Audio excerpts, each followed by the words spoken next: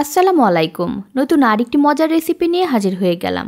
আজ তৈরি করে দেখাবো চিংড়ির পুর ভরা বেগুন ভাজা। সবাই মোটামুটি আমরা বেগুন ভাজা খেয়েছি বা বেগুন ভর্তা খেয়েছি, কিন্তু চিংড়ির পুর ভরা বেগুন ভাজিটা একবার বানিয়ে দেখতে পারেন, খুব মজা লাগে। কথা না বাড়িয়ে শুরু করে দিচ্ছি। রেসিপিটি তৈরি করার জন্য এখানে আমি গোল বেগুন নিয়েছি দুটো। এটাকে অনেকে তাল বেগুনও বলে থাকে। যখনই বেগুনটা বাছাই করবেন মিডিয়াম সাইজের বেগুন নিতে হবে, এমনকি যাতে পোকা না থাকে সেটা খেয়াল রাখতে হবে। ভালো করে পরিষ্কার পানি দিয়ে প্রথমে ধুয়ে নিতে হবে, তারপরে গোল গোল করে কেটে নিতে হবে, ঠিক আমার মতো করে। আমি কতটুকু মোটা করেছি সেটা তো দেখিয়ে বুঝতে পারছেন। দুটো বেগুনে যতটা টুকরো হয় ততটাই করে নিতে হবে। এভাবে করে দুটো বেগুনই আমি কেটে নিয়েছি। এখন মধ্যের জায়গাটা একটু উঠিয়ে নিতে হবে। এর জন্য একটা ধারালো চাকু নিতে হবে, তারপরে ঠিক আমার মতো করে আস্তে আস্তে করে গোল করে কেটে নিতে হবে। যদি মনে করেন আপনার ঘরে বিভিন্ন সাইজের কাটার আছে, তা দিয়েও কিন্তু আপনারা এভাবে কেটে নিতে পারেন, তবে সবচেয়ে সহজ হয় চাকু দিয়ে কেটে নিলে। তাহলে এভাবে করে আমি সবগুলো বেগুন কেটে নিচ্ছি। বেগুনটা কাটার সাথে সাথে পানিতে ফেলে দিতে হবে, তা না হলে বেগুন কিন্তু কালো হয়ে যায়। এখন মধ্যের জায়গা কি করবেন? মধ্যের জায়গাগুলো কিন্তু ফেলে দেওয়া যাবে না, এগুলো আমরা কাজে লাগাবো। চাকু দিয়ে ছোট ছোট করে টুকরো করে নিতে হবে। চাইলে গ্রেটার দিয়েও গ্রেট করে নিতে পারেন। যখন সবগুলো গ্রেট করা হয়ে যাবে তখন অল্প একটু লবণ দিয়ে মাখিয়ে রাখবেন, তাতে করে বেগুনের যে কষটা আছে সেটা বের হয়ে যাবে। এভাবে করে আমি সবগুলো বেগুন প্রসেস করে নিয়েছি, এমনকি মধ্যের জায়গাগুলো। আর এই রেসিপির জন্য আমি বড় সাইজের 7টি চিংড়ি মাছ নিয়েছি, আপনারা কম বেশি করে নিতে পারেন। ভালো করে পরিষ্কার করে নিয়েছি, এমনকি খোসাটাও ফেলে দিয়েছি। এখন চাকু দিয়ে ছোট ছোট করে টুকরো করে নিতে হবে। আমি এটাকে কিমা করব চাকু দিয়ে যতটুকু সম্ভব করা যায় আর কি। ঠিক এভাবে করে চাকু দিয়ে একটু পিটিয়ে নিব, তাহলে সুন্দরভাবে কিমা হয়ে যাবে। চাইলে আপনারা ব্লেন্ডারও করে নিতে পারেন। সবগুলো চিংড়ি মাছ আমার কিমা করা হয়ে গেছে। আমি এই পরিমাণে চিংড়ি মাছের কিমা পেয়েছি। এখন পুরটা রেডি করে নিব। প্রথমে একটা বোল নিয়ে নিলাম। হাফ কাপ পরিমাণ পেঁয়াজ কুচি দিয়ে দিব। 4 থেকে 5টির মতো কাঁচামরিচ কুচি। কাঁচামরিচটা নিজের স্বাদ অনুযায়ী বাড়িয়ে বা কমিয়েও দেওয়া যেতে পারে। রসুন কুচি 1 টেবিল চামচ পরিমাণ মিহি কুচি করা। 1/4 চা চামচ পরিমাণ হলুদের গুঁড়ো।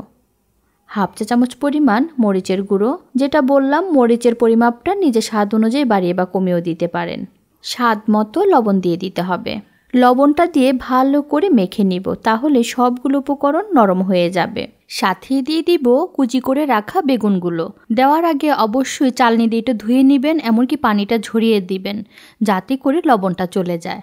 সাথেই কুচি করে রাখা একটি মিডিয়াম সাইজের টমেটো দিয়ে দিব। সবশেষে দিয়ে দিব 3টি ডিম। স্বাদটা বাড়ানোর জন্য কুচি করে রাখা ধনেপাতা দিয়ে দিব। আমি এখানে ডিপ ফ্রিজ থেকে বের করে এনে দিয়েছি, চাইলে আপনারা ফ্রেশটাও দিতে পারেন। সব কিছু দেওয়া শেষ, এখন ভালো করে মেখে নিতে হবে। মাখানো হয়ে গেলে এটার যে ঘনত্বটা সেটা কিন্তু আপনারা দেখে বুঝতে পারবেন। এখন একটা বাটিতে আলাদা করে তুলে রাখছি। এটার কারণ হচ্ছে আমি দুভাবে করে দেখাবো। একটিতে চিংড়ি মাছের কিমাটা দিব, আর বাকিটা ওইভাবে বানিয়ে নিব। অনেক সময় দেখা যায় চিংড়ি মাছটা আমাদের ঘরে থাকে না, তখন কিন্তু আপনারা ডিম দিয়েও এই জিনিসটা বানিয়ে নিতে পারবেন। চিংড়ি মাছের কিমাটা দিয়েও ভালো করে মাখানো হয়ে গেছে। এখন চুলায় চলে যাচ্ছি। বেগুনটা ভাজার আগে বেগুনের গায়ে হালকা করে একটু লবণ মাখিয়ে নিতে হবে, তা না হলে এই জায়গায় কিন্তু লবণ পৌঁছাবে না। দেখতেই পাচ্ছেন হাতে কিন্তু সামান্য করে লবণ নিয়েছি, তারপরে দুপাশে আলতো করে মেখে নিচ্ছি। আর বেগুনটাকে কিন্তু 10 থেকে 15 মিনিট আগে একটা ঝাঁঝরিতে উঠিয়ে রাখতে হবে, যাতে পানিটা ঝরে যায়। তারপরে প্যানের মধ্যে 2 থেকে 3 টেবিল চামচ পরিমাণ সয়াবিন তেল দিয়ে দিতে হবে। বেগুনের মধ্যে তেলের পরিমাপটা একটু বেশি লাগে, এটা মোটামুটি আমরা সবাই জানি। তেলটা যখন মোটামুটি গরম হয়ে যাবে তখন বেগুনের টুকরোগুলো দিয়ে দিতে হবে। এক এক করে 3টি বেগুনের টুকরো আমি দিয়ে দিলাম। আপনাদের ফ্রাই প্যানে যতটা নেই ততটাই দিয়ে দিবেন। তারপরে পুর দিতে হবে। পুরটা তো দুভাবেই দেখালাম, যেটা ভালো লাগে, যেভাবে ভালো লাগে সেভাবে দিয়ে দিতে পারেন, তবে আন্দাজ করে অল্প করে দিতে হবে। তা না হলে প্রথমে যদি অতিরিক্ত বেশি দিয়ে ফেলেন তাহলে কিন্তু উপর দিয়ে পড়ে যাবে। তাই যতটুক নেয় ততটুক করে দিয়ে দিচ্ছি। আমি এক এক করে 3টির ভিতরে আস্তে আস্তে করে এই পুরটা দিয়ে দিব। এখানে যদি পুরটা বেশি পাতলা হয়ে যায় তবুও কিন্তু সাইড থেকে পড়ে যাবে।